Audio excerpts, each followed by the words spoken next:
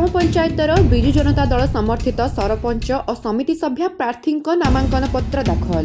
Jajpur जिलार Korei block अंतर्गत ताराकट ग्राम पंचायतर विजु जनता दल समर्थित सरपंच प्रार्थी एवं समिति सभ्य प्रार्थी नामांकन पत्र दाखल करा जायछि। पंचायतर सर्वांगीन विकास निमित्त सरपंच प्रार्थी युवनेता जितेन्द्र शतपथी एथर निर्वाचन को ओह्लाइछन्ति बोली मत रखिछन्ति एवं समिति सभ्य प्रार्थी श्रीमती सस्मिता साहू नारी शक्ति को आगे नबा पाई एवं पंचायत को दुर्नीति मुक्त करबा पाई नामांकन पत्र दाखल करिछन्ति बोली मत रखिछन्ति। कोविड नियम को दृष्टि रे रखी उभय प्रार्थी नामांकन दाखल करिछन्ति। कोरेईरु प्रभात मल्लिकଙ୍କ रिपोर्ट न्यूज 7 ओडिया जाजपुर। मोर परिचय होउछि मो ना जितेन्द्र कुमार शतपथी। मोर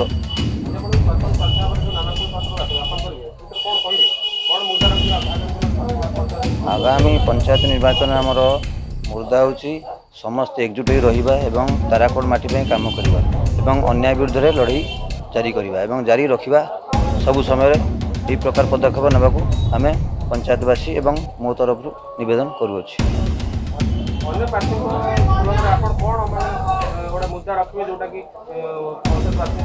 मो प्रति जनमत अच्छे आज्ञा मुझे मुद्दाटी आज उपस्थापन करुँच। मु सस्मिता साहू ताराकोट ग्राम पंचायत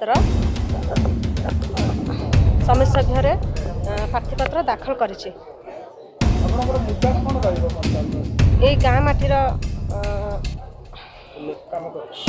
काम करी अन्याय विरुद्ध स्वर उत्तोलन करी।